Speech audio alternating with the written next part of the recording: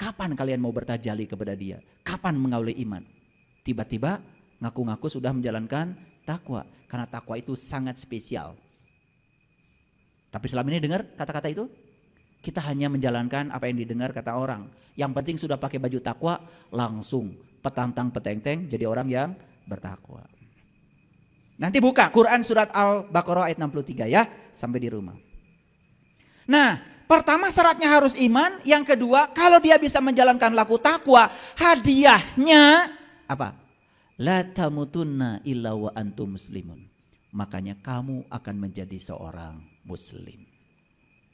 Bahkan menjadi seorang muslim itu menjadi syarat mati. Kata Allah, janganlah kau mati kecuali kamu harus sudah menjadi muslim. Sayang sekali. Muslim itu didangkalkan oleh kita hanya sebatas sebutan buat orang yang mengaku beragama tertentu. Padahal itu tingkatan tertinggi yang harus dicapai. Iman saja belum, takwa saja yang nggak ngerti, tiba-tiba menyatakan diri sebagai muslim. Aneh apa tidak? Aneh? Aneh. Padahal ayat ini berstruktur, sangat saintifik. Iman dulu yang benar, lakukan takwa secara terus-menerus, hadiahnya adalah kamu menjadi seorang muslim. Kalau hanya mengaku beragama tertentu, mudah apa susah? Mudah. Ditanya sama Pak RT waktu bikin KTP. Ibu teh jenengan saha? Idah. Semoga nggak ada di sini ya. Alamat di mana? Kampung ieu RT sabaraha RW sabaraha. Punten Ibu, agama Islam Pak RT. Langsung jadi muslim? Menurut siapa? Menurut Pak RT. Itu yang sering kita tidak sadari. Apakah kita muslim menurut Allah? Pernah gak nanya gitu? Ya Allah, kata Pak RT saya muslim. Apakah kata engkau juga muslim? Pernah nanya gitu? Gak pernah. Kalau saya dari kecil saya nanya. Makanya kita sekarang sangat senang dengan istilah muslim non muslim. Dan kita mengatakan muslim siapa saja yang mengaku. Non muslim siapa saja yang tidak mengaku. Hanya sebatas itu. Padahal bagi saya muslim non muslim itu tidak sekedar itu. Bagi saya muslim siapapun keyakinannya. Apapun jalan hidupnya. Kalau dia sudah bisa berserah diri secara total kepada Allah. Bagi saya itulah muslim. Dan siapapun yang belum bisa berserah diri kepada Allah, malah ngatur-ngatur Allah supaya Allah ngikutin keinginan kahayang manehna. Bagi saya mah itu bukan. Bagi saya ya. Jangan ikut-ikutan saya. Bagi saya ketemu dengan sahabat-sahabat saya, mohon maaf, akhlaknya lebih bagus. Dititipin uang tidak pernah korupsi, sepeser juga tidak pernah. Keyakinannya berbeda dengan saya. Hidupnya lebih bahagia. Berkelimpahan bahkan hidupnya. Bagi saya, jangan-jangan dia, bagi saya, itu adalah muslim. Tiap hari menebarkan kebencian, terus saja. Menebarkan hoax, fitnah. Beda dikit orang lain dihujat. Hidupnya penuh dengan penderitaan. Jangan-jangan, bagi saya nih, kayaknya bukan. Maaf ya. Ini supaya kita jujur pada diri kita sendiri. Coba kita perhatikan. Kenapa syarat mati harus menjadi muslim? Kalau syarat mati mengaku beragama tertentu sangat mudah. Padahal urutannya iman saja belum dicapai. Takwa saja tidak tahu. Apalagi menjadi seorang yang berserah diri. Baik, kita lihat akar katanya dulu. Supaya belajar agamanya benar. Apa yang perlu dipertanyakan oleh kita? Satu, apakah iman itu? Sudah saya jelaskan. Dua, siapa orang yang beriman itu? Pasti ada cirinya bukan? Tiga, apakah orang yang mengaku beriman dapat dikatakan sebagai orang yang beriman? Jawab dulu dong. Apakah orang yang mengaku beriman dapat dikatakan sebagai orang beriman?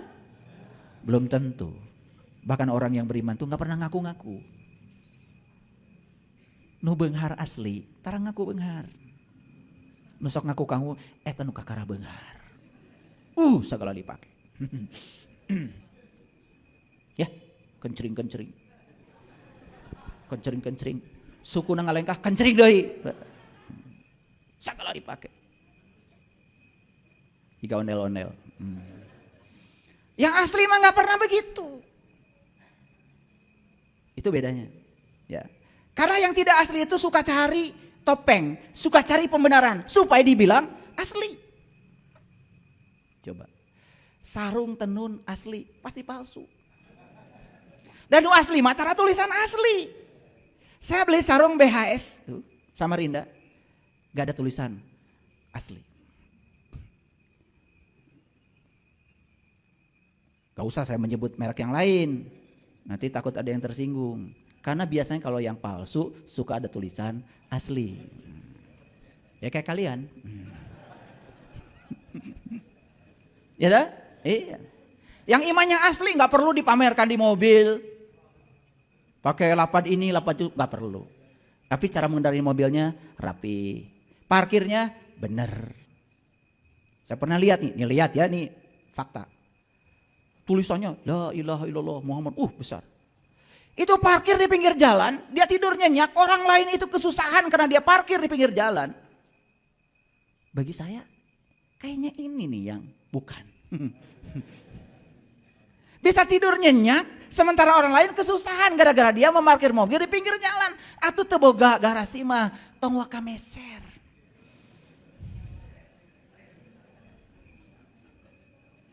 Cenah kadengin. Lalu selanjutnya apa sih takwa itu sudah saya jelaskan ya tadi. Ini baru penjelasan loh. Tetapi tata caranya tidak mungkin saya jelaskan. Kalau ingin tahu takwa yang sebenarnya harus belajar. Belajar secara khusus. Nanti saya akan berikan kelas khusus kepada orang khusus. Ini baru saya jelaskan takwa versi Quran. Bisa dibaca semua orang. Tetapi itu pun caranya belum begitu jelas kan. Karena bagaimana kita bisa tadi mengambil janji, diangkat kesadarannya, ngangkat kesadarannya kita belum bisa. Ditunjukkan sesuatu di puncak kesadarannya. Bagaimana supaya Allah bertajali pada diri kita? Kumaha carana? Itulah perlu ilmu khusus. Nah disitulah kita perlu ketemu dengan orang-orang yang khusus. Yang mewarisi ilmu khusus. Jadi supaya kita tuh bicara tidak ngasal gitu. Mulai sekarang belajar bertanggung jawab ya gitu. Baru la'alakum tatakun, baru kita menjadi orang yang bertakwa. Apakah cukup sampai sini? Itu saja belum selesai. Yang imannya sudah benar, takwanya sudah dimiliki, belum tentu menjadi muslim. Komo nu ngaku-ngaku wungkul.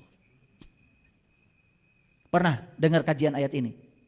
Pasti pernah di sini sekarang. Kan biasanya coba dibaca aja, betul nggak? Nah itu, paling juga ada bumbu-bumbunya gini. Ya, saya sudah mewasiatkan takwa khususnya buat diri saya, umumnya buat hadirin yang hadir di tempat ini. Selesai kan? Sarare. Biasanya kan gitu. Jumatan tuh mentenunutan tibra. Ya habis itu aja. Ya tidak pernah ada hal baru. Sudah bisa diduga pasti yang dibaca itu dan tidak dijelaskan. Sekarang saya jelaskan, semuanya bangun. Kaget. Betul? Sederhana yang saya jelaskan? Karena kebenaran itu sederhana. Cuman kita tidak melihat kesederhanaannya. Kemudian berikutnya, ya, siapakah muslim itu sebenarnya? Apakah semua orang yang mengaku beragama tertentu bisa disebut sebagai muslim? Secara syar'i, kulit luar, oke, gak masalah. Setiap orang yang beragama Islam pasti disebutnya juga muslim. Tetapi ayat ini berbicara lebih dalam dari itu. Sampai menjadi muslim itu menjadi syarat mati. Maaf ya. Orang pembenci, pendengki. Wah pokoknya kelakuannya tuh gak ada yang menenteramkan masyarakat. Mengaku beragama tertentu. Mati. Masa selamat? Masa selamat model kayak gitu? Itu aja, pikirkan.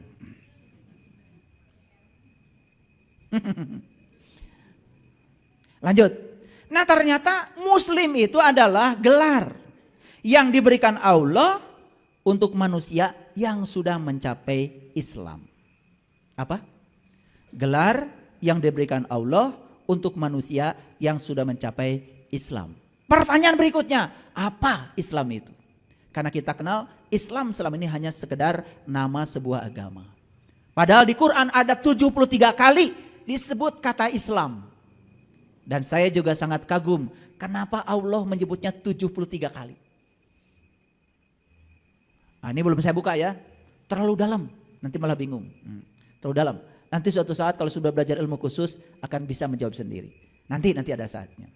Kata Islam berasal dari kata aslama, yuslimu, islaman. Nah, kalau belajar ilmu nahu, ya, ilmu syaraf di pesantren pasti akan belajar ini. Jadi kata Islam dari kata aslama, yuslimu, islaman. Aslama artinya tunduk. Yuslimu artinya patuh. Islaman itu artinya selamat. Pertanyaannya sederhana. Apakah kita sudah tunduk, patuh kepada Allah? Atau malah Allah disuruh tunduk dan patuh kepada kamu? Jujur nih jawab. Kan senang sekali ngatur-ngatur Allah supaya Allah ngikutin keinginan kita. Betul nggak? Jika perlu berkesana, berkesini, ya tidak bisa ngatur Allah sendiri, cari orang yang bisa ngatur Allah. Betul nggak? Kan gitu kelakuan kalian? Iya. Betul apa tidak? Iya. Ngedoa air sendiri, nggak percaya diri, minta orang. Kali aja dia malah lebih dekat dengan Allah. Jadi KKN itu sudah bukan di dimensi duniawi saja. Dalam urusan spiritual pun kalian ber-KKN. Kali aja kalau sorbannya panjang doanya dikabul, bukan? Kali aja kalau jangkotnya lebat, kali aja doanya dikabul, bukan? Gitu. Makanya berkesana, berkesini, apa? Minta doa ini, minta doa itu. Kan gitu yang kita lakukan. Padahal Allah bersamamu, lebih dekat kepadamu daripada urat nadi lehermu. Geus teu percaya ka Allah nu aya di diri urang. Geus teu percaya ka Allah nu aya di diri urang. Allah yang ada bersama kita aja sudah tidak dipercayai. Bagaimana kita bisa dipercayai oleh orang lain? Kudu ngengken wawanen ka batur. Betul? Dengarkan kata-kata saya. Jadi muslim itu mereka yang sudah tunduk, sudah patuh. Kalau siapapun yang sudah tunduk dan patuh kepada Dia Sang Pencipta, pasti akan mengalami islaman, selamat. Selamat dunia dan akhirat. Mari kita lihat, kenapa selama ini banyak penderitaan kita? Karena kita tidak tunduk dan patuh kepada Allah. Di mana Allah? Di sini bersama kita saat ini ada. Dan Dia keras sekali berbicara kepada kita, tong bohong, tong pedit, tong amek-amekan. Itu ngingetin dari sini, tapi kita tidak menghiraukannya. Jadi sebetulnya tunduk dan patuh itu tidak usah terlalu jauh. Tunduk dan patuh kepada hati nuranimu. Itu yang akan menyelamatkan kita. Jadi sebetulnya tidak usah mesantren keluar dari diri kita. Mesantren aja ke dalam. Dengarkan kata-kata Dia. Dan saya kasih tahu. Kata-kata Allah hanya akan terdengar kalau kita mau mendengarkannya dalam keadaan hening. Tepat saat pikiran kita bisa kita kendalikan. Di situ suaranya akan jelas. Jadi saya heran sekali ya, kita lebih suka pesantren itu ke sini, tetapi yang di sini tidak pernah diikuti. Tidak pernah diikuti. Padahal ikuti saja yang di sini, itu pesantren yang luar biasa. Itu yang akan menjadikan kita islaman, menyelamatkan. Coba, apakah para koruptor yang sekarang sedang belajar di lembaga permasyarakatan itu tidak pernah diingatkan oleh Allah dari dalam dirinya? Jujur ya, tidak pernah diingatkan gitu? Pasti diingatkan, ilai nu maneh nu batur, mesing teu nyahoan ge batur, tetapi diri maneh mah nyaho. Betul? Gak digubris. Apa yang terjadi? Dak. Awalnya ngutilnya kecil-kecil, tapi karena kebiasaan mulai berani pada yang besar. Begitu yang besar kanyahoan. Apa tidak diingatkan oleh Allah? Nih saya kasih tahu, saya ingin kasih tahu sama kalian semua ya, ini cinta kasih saya. Sebetulnya kalau kita dengar terus apa yang dikatakan beliau di sini, kita tidak akan pernah menderita. Semua penderitaan yang kita lakukan hari ini sebetulnya murni karena perbuatan kita sendiri. Setelah saya jelaskan seperti ini, makin terang benderang, berani ngaku muslim? Mulai kan? Rarewas. Tadi maka dia menipu gaya. Apalagi kalau udah pakai seragam serasi. jilbab, kacamata, lipstik, baju, tas, seragam. Mani asa. Betul gak? Makanya ngaji tetong serting seragam. Bahaya seragam itu. Dianggap manusia itu seragam. Padahal manusia itu diciptakan oleh semesta bukan untuk diseragamkan, untuk dihargai agar mereka menjadi dirinya sendiri. Makanya tidak ada kewajiban ngaji di tempat saya pakai seragam. Yang penting pakai baju. Ya. Iya kahartos. Jadi muslim teh saha? Yang sudah aslama yuslimu islaman, yang sudah tunduk patuh kepada siapa? Kepada Dia. Hidup enggak Allah dalam diri kita? Mengingatkan kita apa tidak? Yes. Tapi yang lebih banyak didengar oleh kita bukan kesadaran yang muncul dari diri kita, tetapi pikiran kita. Nah, inilah pikiran itu yang suka yuwaswisu fi sudur, yang suka waswisu, yang suka waswisu fi sudur, yang suka mengganggu kesadaran kita. Itu sebabnya kesadaran kita sering hilang karena diganggu oleh pikiran kita. Mau ngasih masih pakai jeda. Makanya kalau mau ngasih langsung ngasih, jangan ditunda. Begitu ditunda yuwaswisu. Tadinya mau ngasih 1 juta, tetapi ada waswisu, lebar atuh. Geus we 200, nu penting mah mere. Udah gitu kata waswisu pakai judul, gak apa-apa sedikit juga, yang penting ikhlas. Gitu. Waswisu mah pinter cari pembenaran. Padahal nu saeutik mah jelas teu ikhlas, karena ikhlas itu gede ngasihnya. Paham maksud saya? Tapi si waswisu mah pinter, asa percaya diri, geus mere. Padahal niatnya mah tadi perintahnya dari dalam batin yang pertama tuh 1 juta. Tapi karena tertunda beberapa detik, kemudian waswisu mulai bergerak. Ya kan? Lebar atuh, 200 ge cukup. Coba 800 lamun meuli kabaya. Itu kan? Gitu. Nah, si waswisu didengar, apa akibatnya? Kesadaran yang tadi sudah memerintahkan kemudian hilang, diganti supaya tetap kita merasa percaya diri. Maka si waswisu ngomong lagi, ngasih nasihat, bilang gak apa-apa ya, sedikit juga, yang penting ikhlas. Wah, gaya deui. Lihat saya nih sudah jadi dermawan, padahal 200, padahal perintah pertamanya 1 juta. Kaera. Jadi siapa yang diturut? Yang diturut bukan lagi kesadaran pertama, yang diturut itu adalah si waswisu itu, fisudur, yang sudah mengganggu kesadaran kita. Itulah kehidupanmu selama ini. Maaf saya ngomong begini, berani saya bicara begitu, dan kalian tidak akan bisa menghindar. Terasa oleh saya, wajah-wajahnya dari sini ke sana. Asli, saya tidak akan pernah gibah, saya tidak pernah menceritakan setan di belakang. Setannya saya undang di sini. Makanya di Quran surat Al-Baqarah ayat 112. Ini masih ayat. Belum saya masuk kepada rahasia berserah diri, masih ayat. Dengarkan kata-kata saya supaya semuanya clear, ya. Allah mengatakan begini, bala man aslama wajhahu lillah wa huwa muhsinun falahu.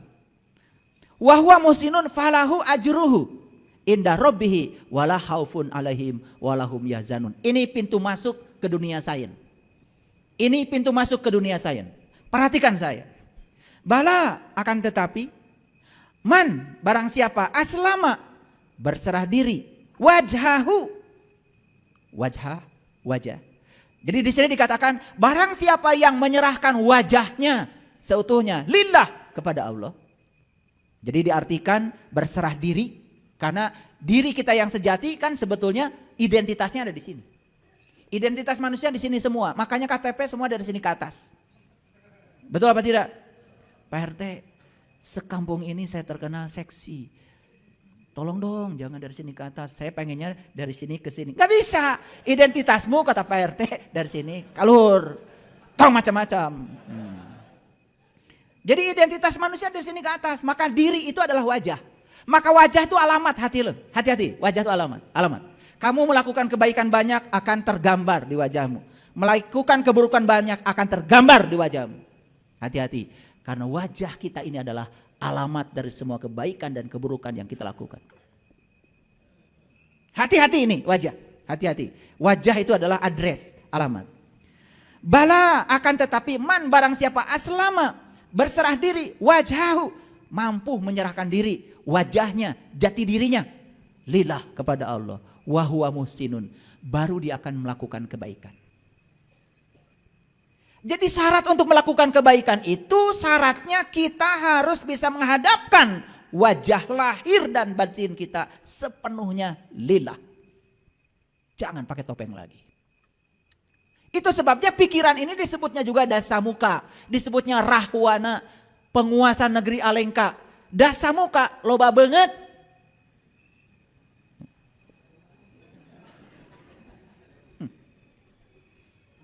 Artinya apa? Sepanjang kita masih dikendalikan oleh pikiran kita, sepanjang itu pula kita akan terus bertopeng.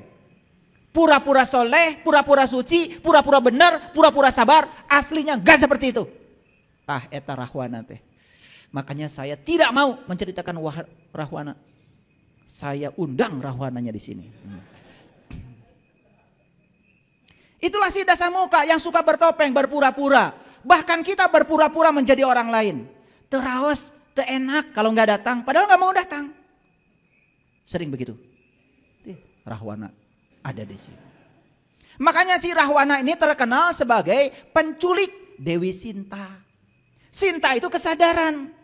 Rama itu siapa? Rama itu diri kita. Nah, diri manusia itu namanya Rama. Makanya Rama pasangannya adalah Sinta. Sinta sering dicuri oleh Rahwana. Sebetulnya itu cerita Ramayana, itu cerita diri kita. Karena kita sering kehilangan kesadaran, dicuri oleh yuwas wisu, pikiran gelap kita. Itulah yang namanya Rahwana. Bertopeng, dasamuka. Sebetulnya wajahnya bukan 10, leuwih loba.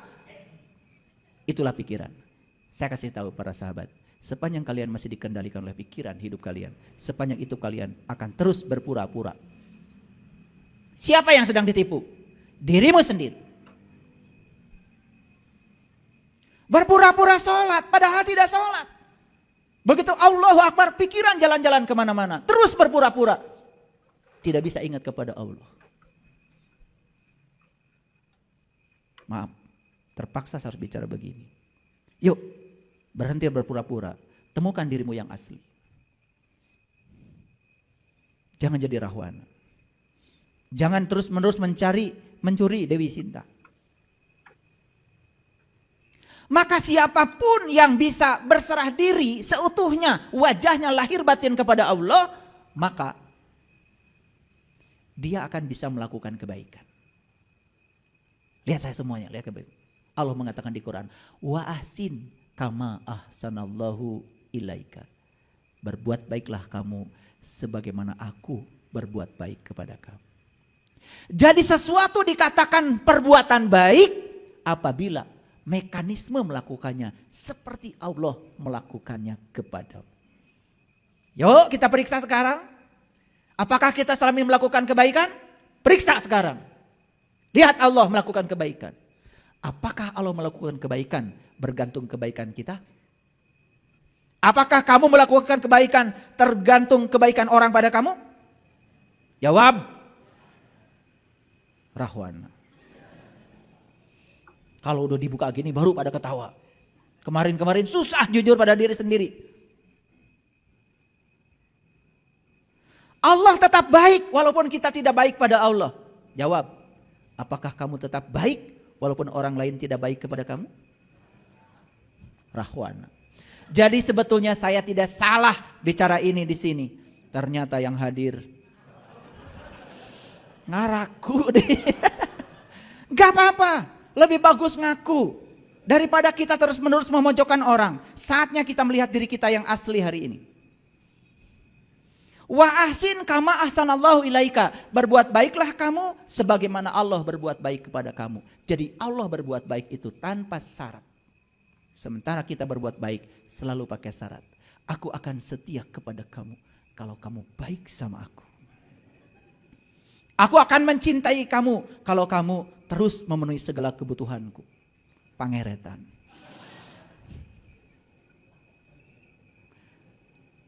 Jadi jangan-jangan semua yang disebut perbuatan baik selama ini, mekanisme melakukannya tidak seperti Allah melakukannya kepada kita.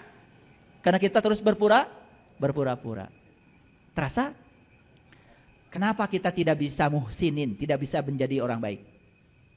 Karena kita belum bisa menghadapkan seutuhnya wajah lahir batin kita kepada Allah. Belum aslama, belum Islam. Belum, baru ngaku-ngaku saja. Clear sampai sini? Oke, lanjut. Siapapun yang melakukan kebaikan, maka baginya adalah pahala. Perhatikan, falahu ajrun. Maka bagi dia akan ada ajrun. Saya sudah jelaskan tadi ya. Ajrun itu adalah sang wajibul wujudnya. Ajrun itu adalah zatnya. Jadi sebetulnya pahala yang sebenarnya adalah Allah. Untuk apa masuk surga kalau nggak ketemu Allah? Bukankah kenikmatan tertinggi di surga itu adalah berjumpa, menatap kemuliaan wajahnya? Jadi pahala yang sebenarnya itu adalah ajrun. Maka di Quran kata pahala adalah ajrun. Falahum ajrun ghairu mamnun. Paham? Kalau saya bahas ajrun ini nanti perlu waktu 60 SKS. Itu aja dulu, itu dulu. Ya, jangan tanya lebih lanjut dulu ya. Jangan. Karena bagusnya dijawab oleh pengalaman pribadi kita nanti. Jangan dijawab oleh hayalan. Karena setiap pertanyaan kalau jawab, belum tentu jawaban itu adalah atas pertanyaan itu. Oleh karena itu, hati-hati. Sucikan terus pertanyaan. Jangan dikotori oleh jawaban yang keliru. Sucikan terus pertanyaan ya. Nah, siapapun yang sudah mendapatkan ajrun, sudah mendapatkan dia. Makanya para rasul, para nabi kan doanya, hasbunallah wa ni'mal wakil, ni'mal maula wa ni'man nasyir, hasbi Allah. Cukuplah engkau bagiku ya Allah. Cukuplah engkau wakilku. Cukuplah engkau penolongku. Makanya orang yang sudah sampai di kesadaran itu, tidak pernah meminta apapun, kecuali minta Allahnya. Tidak minta rezekinya, tidak minta ilmunya. Cukuplah engkau ya Allah. Hasbi Allah, hasbi Allah. Tapi kata-kata itu tidak ada artinya kalau cuma dihafal. Karena buat apa kita bilang hasbi Allah kalau kita belum tahu dan kenal kepada Allah. Kata-katamu hanya sebatas kata-kata kosong. Bullshit namanya. Tidak ada artinya. Dan kita sudah terbiasa dengan kata-kata kosong itu.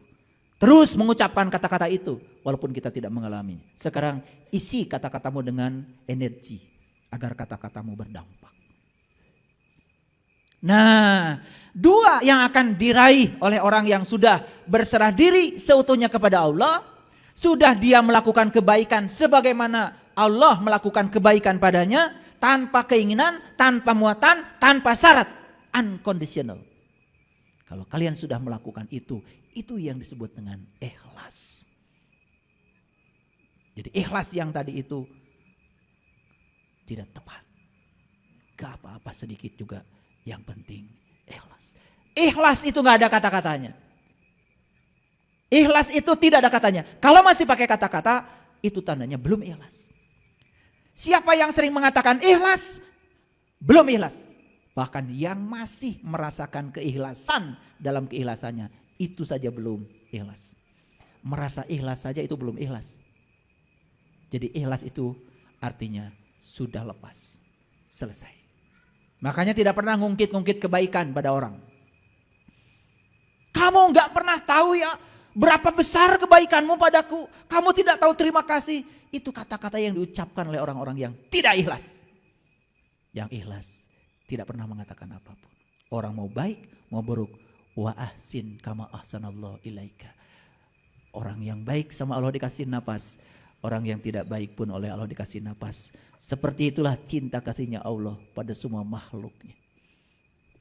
Jadi kalau ada orang yang mengajarkan Allah, katanya Allah tuh baik sama orang yang baik sama Allah, tidak baik atau mengazab orang yang tidak baik pada Allah, itu Allahnya dia harus dikoreksi. Itu bukan Allah yang asli, itu Allah buatan dia. Seperti dia. Ngerti maksud saya? Udah. Yang ketawa berarti otaknya cerdas. Ini ketawa belakangan. Rada cerdas. Karena tertawanya belakangan. Makanya dua kata Allah, ya, wala khaufun alaihim wala hum yahzanun. Maka orang yang sudah berserah diri kepada Allah, dia sudah bisa melakukan kebaikan sebagaimana Allah melakukan kebaikan padanya. Hasil akhirnya apa? Dia tidak takut, dia tidak sedih. Nah, inilah pintu masuk untuk memasuki pada dunia sains, hasil-hasil riset tentang berserah diri. Jadi kalau baca bukunya David Hawkins tentang letting go, kalau bacanya The Power of Now yang ditulis oleh siapa itu? Siapa? Eckhart Tolle. Wah, itu. Saya belum pernah menemukan penjelasan tentang berserah diri yang masuk akal dan bisa dipraktekkan kecuali dari dua orang itu. Maaf ya, saya sudah baca banyak kitab. Semuanya nggak jelas. Dan maaf ya, jangan tanya mereka yang berdua ini keyakinannya apa. Nanti kalian bingung lagi. Gitu ya, saya cuma takut bingung maka ketika disebut ya. Nah, oke, perhatikan saya. Jadi kalau orang yang sudah berserah diri kepada Allah itu dua hasil akhirnya, tidak takut dan tidak sedih. Tidak khawatir dan tidak berduka cita. Mari kita lihat dulu sekarang. Kapan seseorang itu takut? Ini hasil riset neuroscience mengatakan bahwa seseorang itu akan takut manakala dia mengizinkan dirinya dibawa oleh pikirannya ke masa depan. Kita buktikan sekarang. Kita bernapas sekarang? Bernapas. Ada duit ya di kantong? Pasti ada. Pasti ada. Saya tahu gak usah bohong. Ya, beras di rumah ada? Ada. Makanan di rumah? Ada. Sekarang coba memikirkan besok. Memikirkan lusa, memikirkan yang akan datang. Pasti kalian akan takut. Padahal faktanya hari ini kita baik-baik saja. Jadi sebetulnya takut itu terjadi pada diri kita manakala kita mengizinkan diri kita dibawa oleh pikiran palsu kita ke masa depan. Clear? Jadi takut berasal dari mana kalau begitu? Dari kenyataan atau dari ilusi pikiran? Ilusi pikiran. Hari ini ditakutkan, kemarin faktanya hari ini baik-baik saja. Nih saya kasih tahu ya. Hari ini itu kemarin ditakutkan oleh kalian. Tapi ternyata kalian hari ini baik-baik saja. Duit ada. Buat ongkos ada. Makanya saya kasih tahu besok itu tidak ada. Untuk membuktikan besok tidak ada, maka naik angkot. Ada tulisan di angkot. Hari ini bayar, besok gratis. Besok naik angkot lagi. Bayar? Kata supir angkot. Kan gratisnya isuk, Bu. Ada gak besok? Gak ada. Walaupun besok masih hidup kan hari ini lagi. Betul atau tidak? Nah ini. Aduh. Ini kuliah mahal sebetulnya ya. Harusnya bayar ini. Iya, saya ikut pelatihan untuk hidup bahagia saja. Saya keluarnya miliaran loh. Belajar kemana-mana.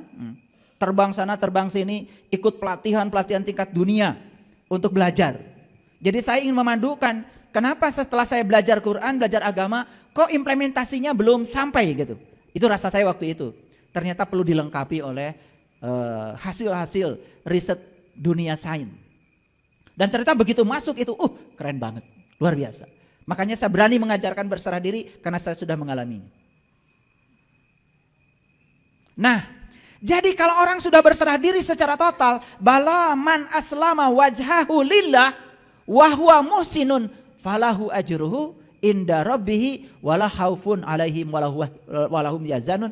Cirinya cuma dua, hasil akhirnya cuma dua. Satu, bebas dari rasa takut. Dua, bebas dari rasa sedih. Baik, takut sudah ngerti ya? Jadi takut itu berasal dari mana? Ilusi pikiran. Karena pikiran itu selalu membawa kita ke masa depan, kalau enggak membawa kita ke masa lalu. Pikiran itu tidak suka saat ini. Jadi sebetulnya orang yang selalu takut dan sedih hidupnya karena dia kurang kunjungan ke saat ini. kurang berkunjung ke saat ini. Nah, yang kedua sedih. Dari mana sedih? Sedih itu berasal dari masa lalu. Coba sekarang, kalau kita sedang gini nih, sekarang sedang gini. Ini kan saat ini. Hidup itu di sini saat ini sekarang. Tong ingat nuka pungkur. Jangan ingat masa lalu. Enggak sedih. Fokus aja dengerin ceramah saya. Enggak sedih kan? Tertawa, mentertawakan diri sendiri. Coba saat ini juga ingat aja kejadian. 2 bulan, 3 bulan, 4 bulan yang lalu. Apa itu ditipu orang, apa disakiti orang. Semua kesedihan itu sebetulnya berasal dari diri kita sendiri yang mengizinkan diri ini dibawa oleh pikiran kita ke masa lalu. Pasti sedih. Makanya saya tidak pernah hidup di masa lalu, saya juga tidak pernah hidup di masa depan. Masa lalu hanya sarana belajar, bukan saya. Masa depan sarana berharap bagi saya. Tapi saya hidup di sini saat ini sekarang dengan cara menerapkan hasil belajar tentang masa lalu, tapi di sini saat ini sekarang. Ya. Kalau ingin lihat surga, lihat anak kita. Kalau ingin lihat surga, lihat anak kita. Anak kita. Ya, anak kita. Anak yang sedang usia 5, 6, 7 tahun, sedang lucu-lucunya. Pernah nggak mikirkan, besok gimana kalau nggak ada beras? Pernah? Hari ini ada bubur di hadapannya, dia santap bubur dengan penuh kehusuan saat itu. Betul? Makanya kalau ingin belajar surga, belajar dari anak kecil. Makanya orang Bali mengatakan anak kecil adalah sumber sukacita. Anak kecil lagi bermain, umur 6, 7 tahun, lucu-lucunya. Pernah nggak memasalahkan hari lalu? Nggak pernah. Jadwalnya ulin we. Makanya mohon maaf ya, saya menyitir salah satu pernyataan dalam Alkitab. Di situ dikatakan, kamu tidak akan pernah bisa merasakan kerajaan surga kecuali kamu sudah bisa menjadi anak kecil kembali. Jadi kerajaan surga itu hanya bisa dinikmati kalau kita sudah menjadi anak kecil. Apa ciri anak kecil? 2. 1 polos, 2 lugu, dan apa adanya. Anak kecil berantem saat itu juga langsung pelukan dan main lagi. Gak kayak kalian. Betul gak? Iya. 10 tahun habis berantem masih ingat aja terus. Makanya wajahnya kayak gini, bopeng-bopeng. Sebelah sini nih terutama. Sebelah ini nggak beda. Iya, jika perlu bersumpah, ya, jika saya mati nanti, jangan kau sentuh tubuhku. Geus modar masih kena gitu. Itu dendam masih dibawa. Ya Allah, subhanallah. Nah makanya jadi anak kecil, ya, lucu, polos. Makanya kalau kita ingin belajar surga, belajar dari anak kecil. Anak kecil itu surganya di sini, saat ini, sekarang. Betul? Tidak memikirkan hari esok, tidak memikirkan masa lalu. Hadir di sini, saat ini, sekarang. Kalau kita totalitas hari ini, besok ditentukan oleh hari ini.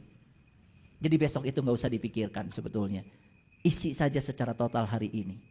Hari ini bisa berbagi, berbagilah. Hari ini bisa nengok tetangga yang sakit, tengoklah. Hari ini bisa memberi senyum pada orang, tersenyumlah. Mewah tersenyum itu. Suatu saat kalian tidak bisa itu lagi. Saya kasih tahu pada semuanya. Kalian bisa duduk di tempat ini mewah? Mewah. Karena besok-besok belum tentu bisa duduk seperti ini. Bisa nulis mewah? Mewah. Karena besok-besok tidak mungkin bisa menggerakkan tangan ini lagi. Cuci tangan, merasakan air menyentuh tangan kita, mewah? Mewah, karena suatu saat air menyentuh tanganmu, kau tidak akan merasakan lagi dinginnya air. Jadi betapa banyak kemewahan yang diberikan semesta kepada kita, kita lupakan. Kenapa? Lagi cuci tangan, pikiran sudah di meja. Gitu maraneh mah. Punten ya, hayang nyiwit. Iya. Lagi makan, pikiran sudah di pasar. Betul? Itulah manusia. Dulu waktu gadis pengen cepat nikah. Membayangkan kehidupan ada pikiran anu nipu. Betul? Menikah teh raos sebenarnya. Kulem teh duaan. Gitu. Begitu sudah nikah, pengen cerai. Kieu geuning karasana, kan gitu. Betul?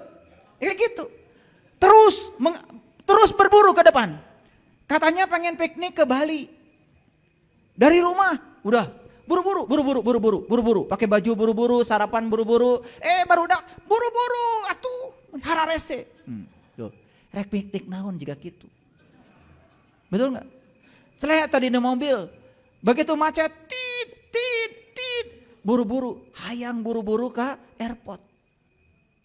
Di airport teh, hayang buru-buru naik pesawat. Geus naik pesawat, hayang buru-buru enteup deui pesawat teh. Nepi teh ka Denpasar, hayang buru-buru naik bus. Naik bus teh hayang buru-buru ke hotel. Di hotel hayang buru-buru ke Kutu. Di Kutu hayang buru-buru ke Jimbaran. Terus hayang buru-buru rek iraha piknik nari maneh.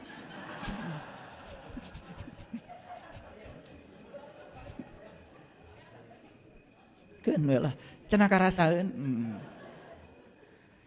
Terus saja ya, diri ini dibawa oleh pikiran ke masa depan. Tidak pernah hadir. Sugahan keur di mobil teh, gek teh calik. Alhamdulillah tiasa calik keneh. Begitu nyepang setir teh, alhamdulillah Gusti, abdi teh tiasa keneh nyepang setir. Hadir di situ saat itu, coba belajar hadir. Makanya kalau saya mau nyetir nggak buru-buru, jelek di mobil teh, alhamdulillah mewah sekali. Bisa duduk, bisa menggerakkan kaki mewah. Sepanjang perjalanan saya nikmati.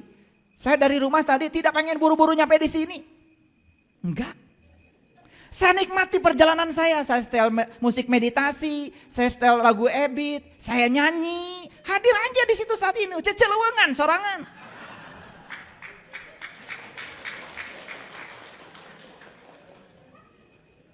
Da marane mah teu kitu. Rek ngaos cenah rumah ka dieu, mau belajar berserah diri di jalan. Nit. Galewang ka dieu. Rek ka mana? Jadi semua kemewahan yang hadir di saat itu hampir tidak ternikmati. Betul? Itu sebabnya kita ini sering jadi diri palsu, mengizinkan diri kita dibawa oleh pikiran ke masa depan dan masa lalu, tidak pernah hadir di sini saat ini sekarang. Coba belajar berkunjung ke saat ini, hadir di sini saat ini sekarang. Di situ kita akan merasakan kedamaian yang luar biasa. Ini belum dikasih tahu rahasianya, belum. Ini baru ayatnya. Nah, sekarang kita belajar. Jadi dari ayat ini Quran surat Al-Baqarah catat ayat 112. Mahal ini, mahal. Jadi ciri orang yang sudah berserah diri itu sudah tidak lagi takut, tidak lagi khawatir. Jadi berserah diri itu sebetulnya hadir di sini saat ini sekarang tanpa penilaian benar salah, tanpa penilaian baik buruk. Ini harus dipraktekkan. Coba begitu ada kejadian apapun saat ini, jangan menilai. Terima semua yang terjadi apa adanya. Jangan dinilai. Begitu dinilai kita akan memilih, dan memilih itu mengambil yang kita sukai dan menendang jauh-jauh yang tidak kita sukai. Sepanjang hidupmu seperti itu, berarti kita masih melawan Allah. Sekarang pertanyaannya, adakah di semesta yang terjadi tanpa kehadirannya? Adakah di semesta yang terjadi tanpa kehendaknya? Kenapa kita selama ini masih mengambil ini dan menendang itu?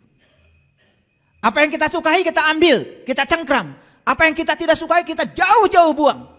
Sepanjang hidupmu seperti itu, sepanjang itu pula kamu tidak akan pernah bahagia. Hadir di sini, saat ini, sekarang tanpa penilaian, tanpa penghakiman. Yakini semua yang terjadi karena ada kehadirannya. Itulah memahami kun fayakun. Kun fayakun, kehadirannya saja sudah cukup membuat sesuatu terjadi. Kalau dinilai oleh pikiran kita, jadi benar salah. Dinilai oleh pikiran kita, jadi baik buruk. Itulah pikiran. Padahal semua yang terjadi adalah kebenaran. Ketika kita bisa menerima kebenaran, itu yang namanya sabar. Jadi apa itu kebenaran? Kebenaran adalah semua realitas hidup. Terima semua apa adanya. Tanpa penilaian, tanpa penghakiman. Disitulah kita akan bisa berserah diri. Itulah muslim tuh. Kenapa kalian selama ini marah? Karena kalian menilai. Yang dinilai belum tentu kebenaran. Hanya benar salah menurut versimu sendiri. Betul? Saya tanya. Ketika anak nakal, pasti kita akan bilang salah. Ketika anak nurut pada kehendakmu, kalian bilang benar? Padahal anak itu sedang berusaha menjadi dirinya sendiri. Ketika anak nurut pada perintahmu, siapa tahu malah justru itu sedang melanggar jati dirinya. Karena dia sedang menjadi orang tuanya, tidak sedang menjadi dirinya. Tapi otak kita mengatakan itu benar, karena dia nurut. Makanya doanya juga sing nurut, sing nurut. Gitu kalian. Budak teh kudu jadi indung bapana. Kalau begitu menghalangi keinginan semesta. Siapa tahu ya anak ini calon presiden. Indung bapana tukang tempe. Piraku anak kudu jadi tukang tempe. Bukan merendahkan tukang tempe. Tukang tempe itu mulia. Karena nenek kakek saya juga tukang tempe. Tapi saya tidak mau jadi tukang tempe. Makanya saya ada di sini. Karena nenek kakek saya walaupun nyuruh saya nyuci kedelai, nginjak-injak kedelai supaya kulumutnya itu coplot, bukan berarti nenek kakek saya ingin menjadikan saya tukang itu, tidak. Dan selalu kami diajarkan untuk menjadi diri sendiri.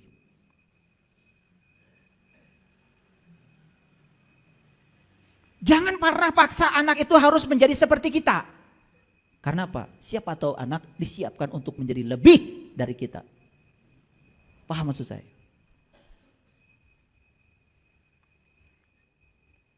Jadi siapapun yang saat ini khawatir, pasti sedang memikirkan hari esok. Dan siapapun yang saat ini sedih, pasti sedang memikirkan masa lalu. Kalau hadir di sini saat ini sekarang, saat ini baik-baik saja sebetulnya. Gak ada apa-apa. Betul atau tidak? Oke. Nah, belum masuk. Ini referensinya agak banyak. Nah, makanya Nabi Ibrahim mencari Tuhan dulu kan? Mencari Tuhan, ketemu bintang, ketemu bulan, ketemu matahari. Itu yang luar biasa di Quran. Ketika ketemu bintang, beliau mengatakan, aku tidak suka yang tenggelam. Tapi ketika ketemu bulan, beliau mengatakan, kalau aku tidak mendapatkan petunjuk, niscaya aku termasuk orang yang tersesat. Begitu ketemu matahari yang lebih besar lagi, beliau mengatakan, aku terbebas dari apa yang kalian persekutukan. Jelas bukan bintang yang itu, bukan bulan yang itu, bukan matahari yang itu. Itu adalah pengalaman spiritual beliau ketika sedang meniti ke dalam diri. Pertanyaan saya, kapan kalian mau mengalami itu? Kapan? Kapan? Tekah bita gitu? Iya. Setelah mengalami itu, baru beliau mengatakan, ini wajah tuh. Wajhialilladzi fataras samawati wal ar hanifan wa ma ana minal musyrikin. Memeh mengucapkan kalimat ieu teh Nabi Ibrahim mengalami dulu pengalaman spiritualnya. Ari maraneh kumaha? Jojolan ini wajah tuh wajah iraha ngalamanana. Betul apa tidak? Jadi yang keluar dari mulut kita jadinya omong kosong. Tidak ada dampaknya, tidak membangun kesadaran. Makanya rakaat kalian banyak, tetapi gitu-gitu aja. Tetap ngewaan ka batur, dengkian ka batur, batur bahagia, kalah maneh anu sedih. Gitu. Batur meuli mobil, maneh anu panas tiris. Gitu. Paham? Nah itu, karena kita itu tidak bercermin. Kenapa ya rakaat salat saya udah banyak, tapi kok saya masih gini-gini aja. Hanya menyampaikan rasa bahagia aja pada orang sukses, berat. Berat. Tapi lamun aya berita batur teh cilaka, rezekina hancur, da si eta mah gitu, resep pisan. Itu tanda bahwa kita ini belum menjadi siapa-siapa. Yuk kita lihat. Apa kata Nabi Ibrahim? Inni wajahtu wajhialilladzi fataras samawati wal ard hanifan wa ma ana minal musyrikin. Sesungguhnya aku hadapkan wajahku kepada zat yang telah menciptakan langit dan bumi dengan kerendahan hati, dan aku bukanlah termasuk orang-orang yang mempersekutukan Tuhan. Jadi ketika kita sholat, kita ingat ini, ingat itu sudah termasuk menduakan Tuhan. Gara-gara apa? Gara-gara kita nggak tahu Tuhan. Jadi Nabi Ibrahim itu mengatakan, aku terbebas dari apa yang aku persekutukan. Kenapa? Karena beliau sudah punya fokus. Makanya kalau leluhur-leluhur saya dulu mengatakan, kamu itu kalau menyembah Allah, kamu harus tahu dulu yang kamu sembah. Karena para nabi, para rasul juga mengajarkan begitu. Betul apa tidak? Iya. Nah, lanjutannya ini sedikit lagi. Baru dikatakan, kul. Nah, ini ada kul nih. Jadi kul itu apa artinya? Katakanlah, siapa yang nyuruh? Allah. Nah, Allah itu kalau nyuruh sesuatu pasti sama orang yang sudah mengalami, merasakan. Kalian aja nyuruh ke anak misalnya, sok atuh dongengkeun piknik kamari teh kumaha. Berarti anaknya sudah piknik. Kolot jiga naon. Sok jang ceritakeun piknik teh kumaha. Apaan kamari ulah cenah piknikna oge. Dicare kumaha jeung ku bapa. Ari ayeuna di tangga dong piknik. Saha nu teh hidangna? Ini saya sedang ngasih pelajaran penting buat kalian. Kenapa di Quran ada kata kul, kul, kul, kul. Kul itu Allah menyuruh kita menceritakan apa yang kita alami. Lain anu diapalkeun. Coba di kalimat ini ada kul inna sholati, kul wa nusuki, kul wa mahyaya, kul wa mamati. Jadi ini perintah buat semua orang atau untuk orang-orang tertentu saja? Hah? Semua? Piraku nu teu piknik disuruh ngomong. Kamarana ieu teh tadi saya udah ngeceblek teh teu ngalartikeun wae. Teu piknik disuruh ngomong, kolot jiga naon nu kitu.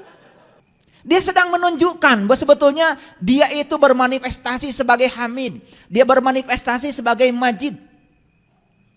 Makanya para nabi, para rasul, para sunan, para wali, para bijak, para suci, mereka-mereka yang sudah sampai kepada Allah, mereka itu akan menjadi manifestasi dari akhlaknya Allah. Makanya orang-orang yang di level itu bukan sekedar terpuji, mulia. Ingin jadi orang yang terpuji? Ingin jadi orang yang mulia? Ya dekat-dekat saja dengan dia yang maha terpuji, dengan yang mulia. Kenali dia. Karena sifat dia tidak akan sampai kepadamu kalau kita tidak mendekat kepadanya. Nih, saya ambil contoh. Apakah energi dari nasi tiba-tiba akan masuk ke tubuh kita kalau kita tidak makan nasi? Kan tidak. Masukkan nasinya, dikunyah, dilumat, baru energinya kita bisa ambil. Begitu. Makanya di Quran Allah mengatakan sibghatallah, sibghatallah, sibghatallah. Celupkan dirimu, leburkan dirimu kepada Allah. Begitu kita meleburkan diri kepada Allah, maka sifat-sifatnya akan menjadi sifat-sifat kita. Itu yang disebut dengan tahalluq bi akhlaqillah. Jadi secara hakikat ha dan mim adalah dia, tetapi manifestasi dari dia akan mewujud pada diri-diri hamba-hambanya yang sudah tercelup oleh sifat-sifatnya. Mau menjadi ha, Hamid, mau menjadi mim, Majid. Kita baru nama aja, Abdul Hamid, Abdul Majid. Betul? Iya. Abdul itu kan bapaknya. Abdul Hamid, ya, bapaknya orang-orang yang terpuji. Abdul Majid, bapaknya orang-orang yang mulia. Tapi akhlaknya tidak mencerminkan Hamid, tidak mencerminkan Majid. Karena tidak tercelup oleh celupannya Allah. Tahu celup? Coba. Saya dulu ya, karena tidak kebeli sepatu, ya. Ibu saya pergi ke pasar beli sepatu cap kelenci, warnanya putih. Sedangkan sepatu pramuka warnanya harus hitam. Ya udah, ibu saya nggak kalah akal, beli wantek namanya itu. Siapkan air di kastrol, ya, lagi mendidih, masukkan wanteknya, sepatu saya direbus. Setelah itu dijemur, jadi hitam. Iya, makanya pulang sekolah itu kaki saya pun ikut hitam. Ya udah, diruru. Kalau di kampung diruru tuh pakai batu di sungai, ya nggak kebeli sabun, diruru aja gitu. Ya karena kita segitu aja udah bersyukur, tidak ada yang namanya keluhan. Saya juga tidak pernah protes sama ibu, kenapa sepatu kita ini kok bikin kaki warna hitam, nggak ada itu. Pokoknya itu udah enjoy aja. Makanya tidak pernah mengeluh, maka tidak pernah terulang. Hati-hati itu. Orang yang mengeluhkan sesuatu sedang menggandakan yang dikeluhkan supaya terjadi berulang-ulang. Ini yang suka mengeluh nih, saya kasih tahu. Mengeluh itu menggandakan sesuatu supaya terjadi berulang-ulang. Jadi kalau pakai sepatu kelinci dikeluhkan, seumur-umur pakai sepatu cap kelinci. Itu like attracts like, itu bahasa modernnya. Yang serupa menarik yang serupa. Hati-hati itu. Makanya kata-kata dan pikiran itu menjadi doa. Sehingga realitas hidup tidak berubah karena salah berpikir, salah berkata. Kalau suami itu pelit, jangan pernah dibilang pelit. Kalau suami itu pelit, jangan diceritakan pelitnya pada siapapun. Tambah pelit. Karena kita sendiri yang menariknya. Betul? Awas, hati-hati kalau bicara. Jadi walaupun pelit, kepada orang lain, bicarakan aja kebaikannya. Pelitnya jangan dibicarakan. Kalau dibicarakan pelit jadi baik, fitnah.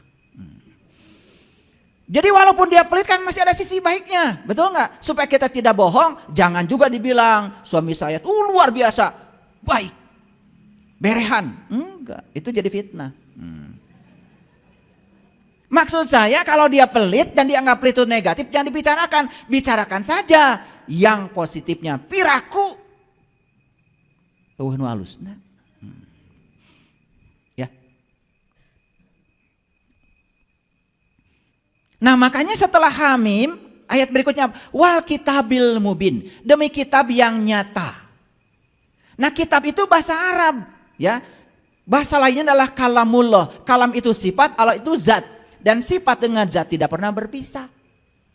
Jadi kitab sejati itu adalah Allah yang ada dalam diri. Makanya kita disuruh membaca kitab sejati itu. Iqra kitabaka kafa binafsika al-yauma 'alaika hasiba. Bacalah kitab sejatimu dan cukup itu sebagai juru hisabmu. Itu perintah di Quran itu, membaca kitab sejati. Gak ada hurufnya, gak ada kata-katanya, tidak ada tulisannya. Tetapi kalau itu dibaca ada. Bahkan suaranya nyaring. Kalau kita selalu hening mendengarkan suaranya. Cuman suara beliau itu sering terhempas oleh keberisikan pikiran kita sendiri. Makanya belajar supaya pikiran kita tidak berisik. Karena pikiran itu tidak suka saat ini, sukanya besok atau kemarin. Makanya sering berkunjung ke saat ini, pikiran kita menjadi tenang. Itu namanya mindfulness.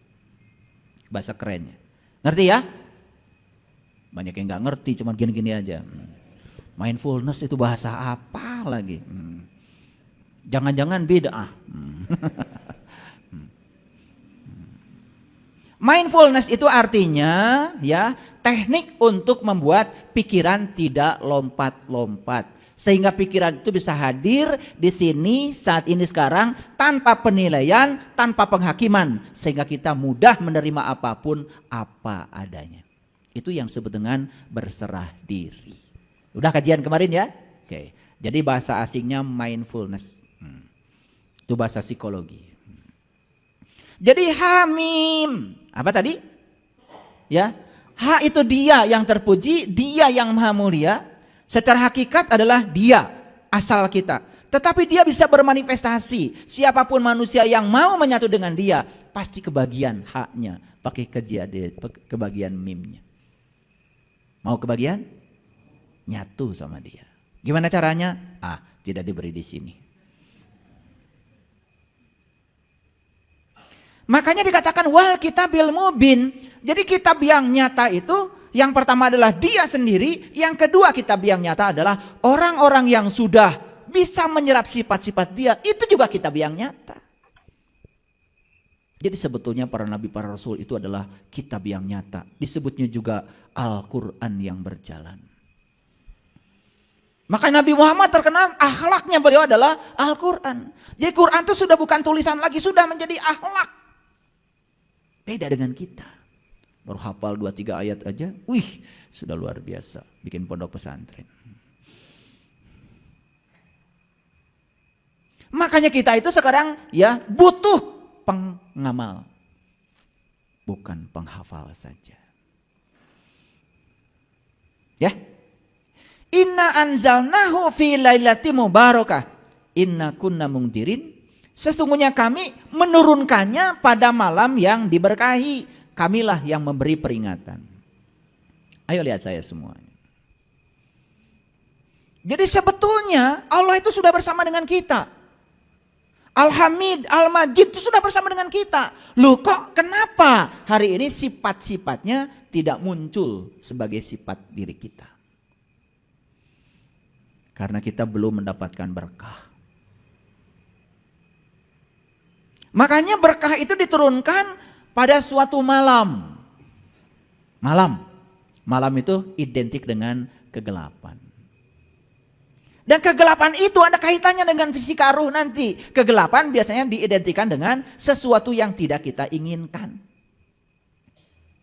Nah, sementara selama ini kita suka menolak yang tidak kita inginkan, bukan?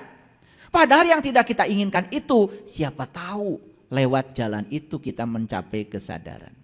Makanya saya sering bicara dengan orang-orang yang, kenapa? Bapak Ibu, ini yang udah datang ke rumah saya, kenapa datang sama saya? Ingin belajar kesadaran. Kenapa ingin belajar kesadaran? Karena situasi sekarang sudah tidak seperti dulu lagi. Dulu duitnya banyak, sekarang tidak ada lagi. Dulu gagahnya kayak apa, sekarang gagahnya tidak ada lagi. Dan biasanya orang belajar kesadaran kan setelah itu. Makanya ada lagunya. Terang-terang kolentrang, si londok paeh nunutan, tiga brus kana durukan, mesat gobang kabuyutan. Itu lagu ma'rifat itu. Ya. Bukan lagu ma'repot. Terang-terang kolentrang, terang kolentrang, itu melambangkan perang. Dan kita itu kan perang. Yang paling berat kan sebetulnya perang kita itu melawan diri kita sendiri. Cuman memang tidak kedengaran terang, kolentrang, tidak terdengar itu. Beda kalau golok dengan golok kan terang. Nah itu terdengar. Padahal sebetulnya perang itu terjadi di sini. Terutama perang antara pikiran dan kesadaran. Perang Mahabharata itu terjadi di sini. Perang antara Pandawa dan Kurawa itu terang kolentrang itu. Terjadi di sini loh sebetulnya. Jadi dalam diri kita itu ada fa'alhamaha fujuroha wa taqwa. Fujur dan takwa itu perang setiap saat. Fujur itu melambangkan Kurawa, takwa itu melambangkan Pandawa. Dan diceritakanlah yang menang adalah Pandawa. Kapan Pandawa menang? Setelah Pandawa bertemu dengan saisnya, namanya Krishna. Makanya Krishna itu perwujudan dari seorang guru kesadaran. Disebutnya itu guru mursyid. Makanya karena bimbingan Krishna, kemudian seluruh Pandawa mencapai kesadaran. Lalu bisa melumatkan orang-orang yang tidak berkesadaran. Gitu. Nah suka nggak di sini terang kolentrang? Suka. Si londok, nah londok itu adalah bunglon. Bunglon itu adalah si topeng. Bahasa pewayangannya adalah dasa muka. Disebutnya Rahwana. Siapa dasa muka itu? Siapa Rahwana itu? Dia yang suka berganti-ganti wajah. Pura-pura baik, pura-pura dermawan, pura-pura suci, pura-pura tahu. Nah itu namanya Rahwana.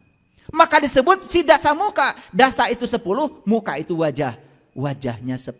Sebetulnya wajahnya yang aslinya lebih dari 10. Kapan seseorang itu berwajah lain-lain? Ketika dia belum menjadi orang yang sadar. Hidupnya masih dikendalikan oleh ego dan pikirannya. Gitu. Paham ya? Rahwana? Saya bukan memanggil, bukan. Paham kan? Rahwana? Tadi saya keceplosan. Ya? Nah si londok paeh nunutan. Si londok itu adalah, londok itu bunglon. Bunglon itu Rahwana. Orang yang masih dikendalikan oleh pikirannya. Yaitu orang yang masih menjadi diri palsu. Disebutnya londok. Makanya bunglon itu ketika daun warna hijau, dia warnanya hijau. Daun warna gelap, dia warna gelap. Mengikuti warna daun. Makanya dia sulit ditangkap. Karena dia bisa lolondokan. Paham ya? Nah si londok ini paeh nunutan. Paeh itu mati. Mati karena ngantuk. Ngantuk itu lambang dari kelalaian. Jadi kenapa kita ini paeh? Karena lalai. Yang paeh apa? Kesadaran. Karena dikendalikan oleh pikiran. Paham? Nih saya kasih tahu dari awal, kita kajiannya agak dalam ini hari ini. Makanya akibatnya apa? Digebrus karena durukan. Masuklah dia pada api yang menyala-nyala. Itu bahasa Sundanya durukan. Api yang menyala-nyala, bahasa Qurannya nar. Bahasa Nusantaranya naraloka. Tempat yang terkena sinar api. Orang marah, kita marah. Orang jengkel, kita jengkel. Orang pelit, tambah pelit. Orang jahat, kita jahat juga. Itu yang disebut dengan naraloka. Tempat terkena api. Sini. Setelah digebrus karena durukan, baru sadar. Memang semua orang belajar spiritual itu nunggu digebrus karena durukan. Daker benghar mah. Gak ada mencari guru spiritual. Ger sehat malaya. Geus gararing, geus sangsara, geus sagala teu boga, baru cari guru. Itulah nasib para guru spiritual tuh kasihan. Dicari teh lamun geus arareueuh. Keur beunghar mah kerjaya mah boro-boro. Ya, ingat guru spiritual. Betul apa tidak? Iya. Tapi dah nggak apa-apa, peran para guru mah begitu, ya. Mun geus digebrus kana durukan, kakara mesat gobang kabuyutan. Baru ingat nih, buyut leluhur boa-boa urang teh. Aya ilmu ti leluhur ya, nu teu kapake ku urang. Ada ilmu dari buyut kita yang selama ini kita lupakan, sehingga kita menjadi lupa tentang jati diri kita sendiri. Baru ingat buyut.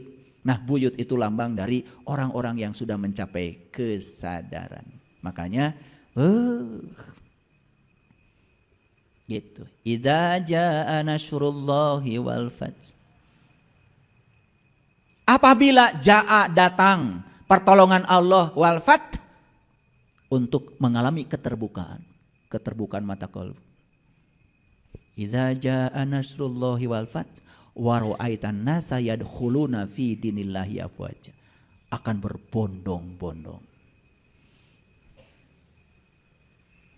Dan saat itu akan terjadi tidak lama lagi, karena kebangkitan spiritual akan terjadi tidak lama lagi. Makanya orang-orang yang berkesadaran sudah pada bermunculan. Oh, geningan orang teh salila ieu teh teu sadar.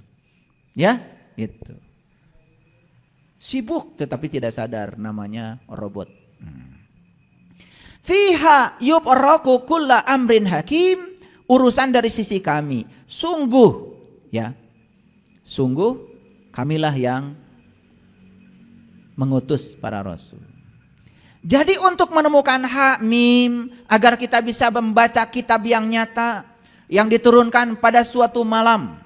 Ingat ya, malam itu lambang dari apa tadi? Kegelapan. Jadi apapun yang disebut buruk oleh kita, jangan buru-buru dinilai buruk. Siapa tahu lewat jalan itu kita akan mengalami kesadaran. Bangkrut, tidak punya apa-apa, usaha semuanya hancur lebur. Gak usah takut, kata Allah. Aku akan ganti semua yang disebut milikmu dengan aku. Sakit menderita luar biasa, gak usah takut. Lewat jalan itu kamu akan menemukan aku, kata Allah. Jadi Allah sedang menunggu di tempat yang kita tidak suka. Itu yang disebut dengan malam yang diberkahi. Paham? Paham? Gitu. Di dalamnya dijelaskan segala urusan yang penuh hikmah. Tuh kan gitu. Di dalamnya dijelaskan segala urusan yang penuh hikmah. Kalau kita sabar, kita bisa menerima tanpa penolakan, maka hikmahnya akan turun. Yu'til hikmata mayyasha wa mayyutil hikmata faqad utiya khairun katsir wa mayyazakaru illa ulil albab. Tetapi syarat untuk mendapatkan hikmah cuma satu, jadilah ulil albab. Siapa ulil albab? Allazina yazkurunallaha qiyaman wa qu'udan wa ala junubihim. Yaitu orang-orang yang selalu ingat kepada Allah dalam keadaan berdiri, duduk dan berbaring. Jadi syarat menjadi ulul albab harus tahu dan kenal kepada Allah. Bagaimana kita bisa ingat sama Allah kalau kita belum berjumpa dengan Dia?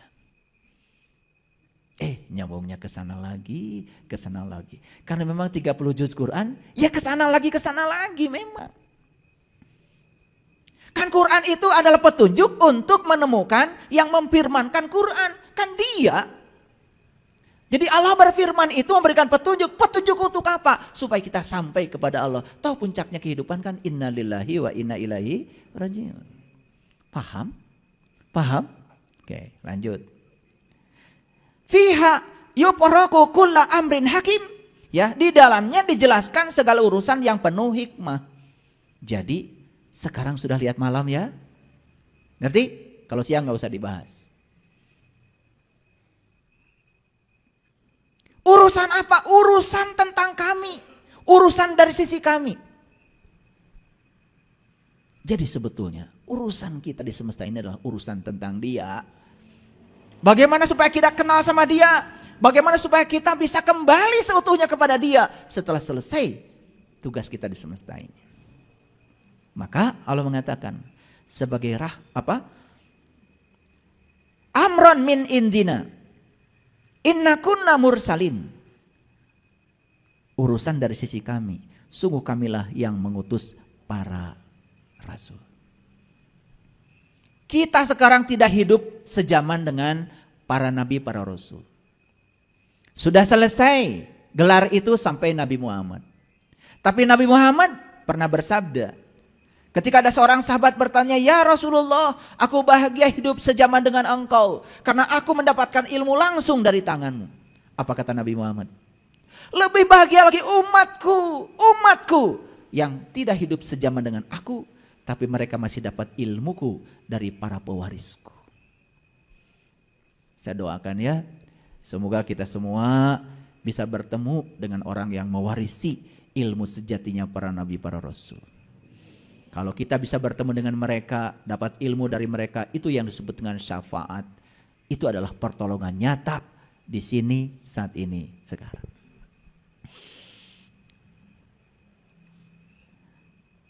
Makanya Allah menyatakan, rahmatan mir rabbika innahu huwas samiul alim. Sebagai rahmat dari Tuhanmu, sungguh Dia yang Maha mendengar dan Maha mengetahui. Yuk, lihat saya. Rahmat Allah yang paling besar itu manakala satu, bisa hidup sejaman dengan para rasul. Rahmat Allah yang paling besar juga kalau kita di kehidupan yang sekarang tidak hidup sejaman dengan para nabi dan para rasul, tapi kita masih dapat ilmu yang diwariskan oleh mereka lewat para pewarisnya. Siapa para pewaris ilmunya Rasul itu? Ketika Nabi ditanya, siapa ya Rasulullah yang mewarisi ilmumu? Al ulama warasatul anbiya. Makanya di Quran surat Ali Imran ayat 49, ciri ulama itu cuma 3. 1, bisa membantu kita membuka mata kolbu yang tertutup. 2, bisa menyembuhkan penyakit kulit, penyakit luar, ngerti sesuatu kulitnya saja. Yang 3, bisa membangkitkan orang yang mati kesadarannya. Jadi jelas di Quran itu ciri ulama itu 3. Itu Quran loh eksplisit ya. Kalau nggak percaya nanti kalian buka Quran surat Ali Imran 49. Di situ diceritakan secara jelas. Jadi ciri ulama itu begitu. Jangan tertipu dengan baju luar. Kalau pergi ke Garut, ke kampung saya, hati-hati. Karena kalengnya kongguan, isinya opak.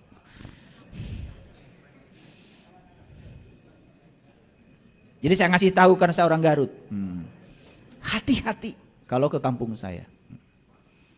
Luarnya kongguan, tapi dalamnya kiripik. Saya ngasih tahu aja nanti kalau ke Garut, wih kongguan, hati-hati. Itulah kulit luar itu suka menipu. Luarnya apa, dalamnya apa. Tapi kalau kita sudah tahu dalamannya, tidak akan tertipu lagi. Makanya semoga kita bisa bertemu dengan orang yang mewarisi ilmunya para nabi, para rasul. Itu. Amron min indina inna kunna mursalin. Rahmatan mir rabbika innahu huwas samiul alim.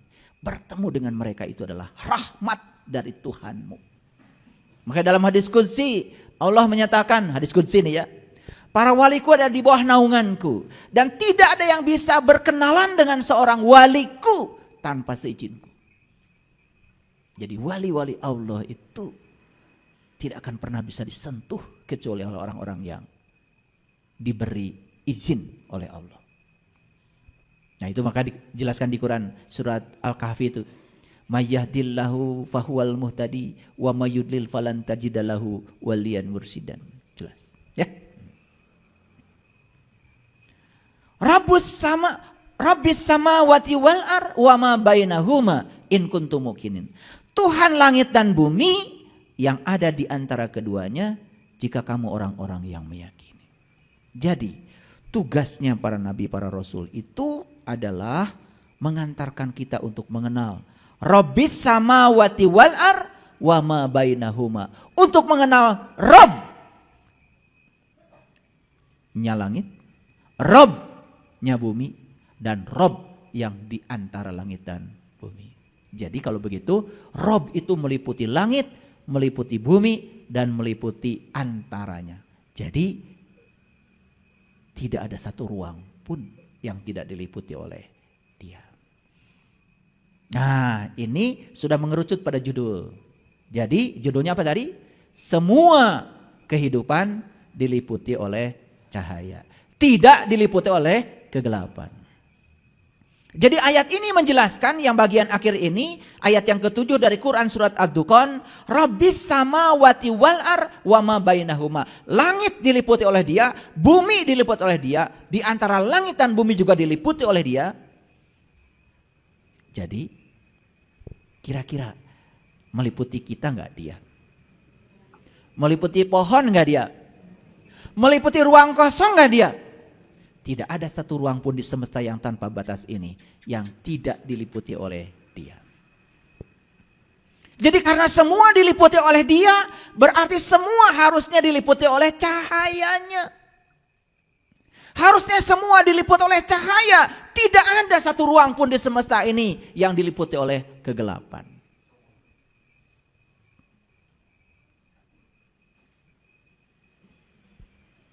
Paham? Sudah mulai masuk ke judul? Oke. Lanjut dulu ayat berikutnya. Kenapa saya tadi membahas Quran surat Ad-Dukhan itu tidak langsung saja ayat yang ke-7. Kode dari ayat 1, ayat 2, ayat 3, ayat 4. Karena saya ingin menyampaikan kepada kita, tidak cukup kita hanya dapat informasi kalau, oh ternyata Tuhanku itu meliputi langit, meliputi bumi, dan meliputi di antara keduanya. Tidak cukup, tidak cukup. Karena apa? Karena Nabi mengatakan man arofa nafsahu faqad arofa robbahu. Kalau dia meliputi langit dan bumi, meliputi di antara keduanya, berarti dia meliputi kita. Betul? Jadi kalau dia meliputi kita, berarti kita pun bisa mengenal Dia. Gitu. Jadi kenapa saya tidak langsung ke ayat yang ke-7? Kok dibahas ayat 1 sampai ayat yang ke-6 dulu? Sebetulnya pesan yang paling pentingnya adalah di ayat yang tadi Allah mengatakan siapa saja yang bisa bertemu dengan orang yang satu, membantu kita membuka ketertutupan mata kolbu kita, 2, membebaskan penyakit kulit, 3, membangkitkan kematian kesadaran kita, maka itu adalah rahmat yang paling besar dari Tuhanmu. Itu pesannya itu. Paham ya? Oke. Kita lanjut Quran surat Al-Fussilat. Surat Al-Fussilat ayat yang ke-53. Sanurihim ayatina fil afaq wa fi anfusihim hatta yatabayyana lahum annahul haq. Kami akan memperlihatkan kepada mereka tanda-tanda kami di segala wilayah dan pada diri mereka sendiri, hingga jelas bagi mereka apa itu kebenaran. Jadi mendukung ayat yang tadi. Ayat yang tadi mengatakan dia meliputi langit, meliputi bumi, dan di antara keduanya. Tidak ada satu ruang pun di semesta yang tanpa batas ini yang tidak diliputi oleh Dia. Ayat ini menjelaskan kepada kita, kami akan memperlihatkan kepada mereka tanda-tanda kami di segala wilayah dan pada diri mereka sendiri. Jadi kalau begitu, ayat ini sudah semakin mengerucut bahwa Dia yang tanpa batas itu sudah menunjukkan tanda-tandanya di segala ufuk, di segala wilayah. Dan Allah mengatakan, yang paling penting, aku sudah menunjukkan tandaku pada dirimu sendiri.